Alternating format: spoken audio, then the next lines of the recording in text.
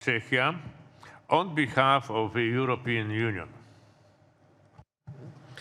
Thank you, Mr. Chair. With your permission, I would like to pass the floor to the High Representative of the European Union for Foreign Affairs and Security Policy first. Then I will make a few remarks in my national capacity. Thank you very much. Thank you, Jan. Thank you, Minister Rao. 1975, our predecessors signed the Helsinki Final Act. The principles was agreed. These values are universal, not just Western. And Russia has flouted not only specific OSCE commitments, but violated the core principles in which European security is built.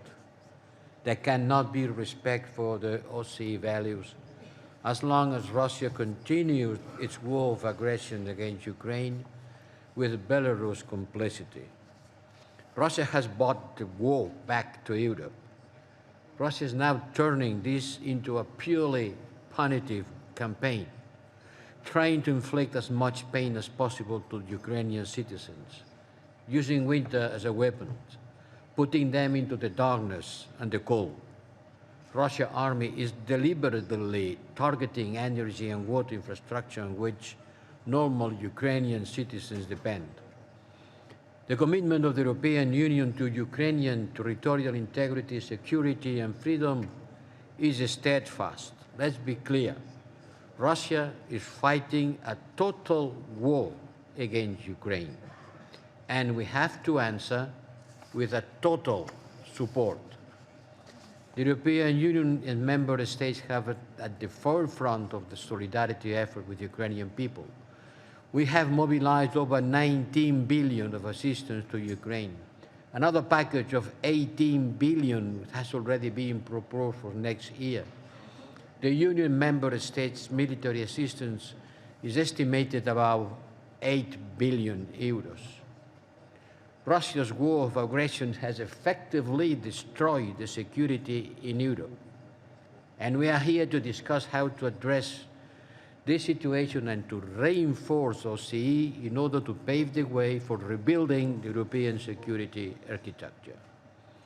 Apart from its brutal attack on Ukraine and its people, Russia's continued destabilizing the Georgian region of South Ossetia and Abkhazia and the Transnistrian region of the Republic of Moldova, and severely deteriorate the security situation in the whole OSCE area. This is an historic opportunity to achieve a sustainable conflict settlement in the South Caucasus, with a strongly encourage Armenia and Azerbaijan to seize this opportunity.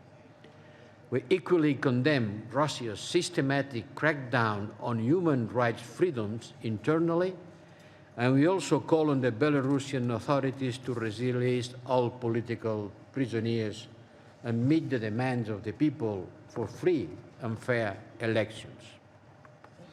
In this context, our contribution to the support program for Ukraine is an opportunity to both support the OSCE and to provide a meaningful assistance to Ukraine.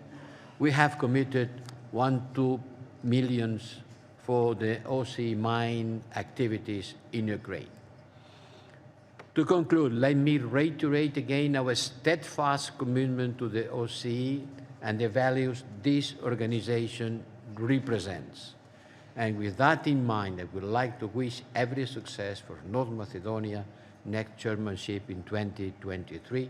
You can count on the European Union full support in steering the organization. Thank you. Thank you very much. And now the floor goes to the esteemed representative of Iceland.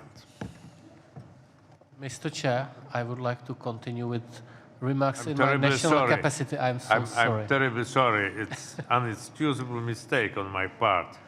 Please go ahead and accept my apology. Accept it, and sorry for jumping into that. I fully subscribe to all the points just mentioned by the High Representative, and now I would like to make a few remarks in my national capacity. The OSCE of today is different from what it was a year ago. Russia's aggression against Ukraine trampled the most fundamental principles the OSCE was founded on.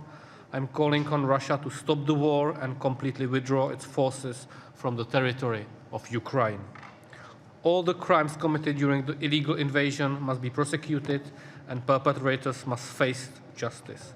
I am taking this opportunity to thank the rapporteurs of the Moscow Mechanism as well as ODHR and numerous NGOs for their work in keeping the records of the violations. I'm also calling on all of you to support the creation of a special international tribunal to prosecute crimes of aggression committed by Russia. On behalf of Czechia, I would like to stress that we believe in the purpose and principles of the OSCE. In the future, the OSCE can play an important role in the new security architecture in Europe. The collection of commitments and confidence-building measures is unique and needs to be preserved and further developed. An essential asset is the OSCE comprehensive approach to security. We should nourish it, not weaken it. Obstructions of the human rights mechanism weaken also our security in the OSCE region. With stagnation in the political-military agenda, the economic and environmental dimension will stall as well. Already today, the support of the OSCE is needed in Ukraine. It is regrettable that most of the OSCE activities in the country had to be terminated. We cannot give in to the blackmail of the aggressor. Czechia applauds to new OSCE support program to Ukraine. We will donate 160,000 euro for the OSCE activities in support of Ukraine. A part of this donation will be earmarked for the OSCE Documentation Center in Prague for the upkeep of the OSCE files evacuated from the country after the invasion. Finally, for the OSCE to be able to fulfill its role, it needs financial stability.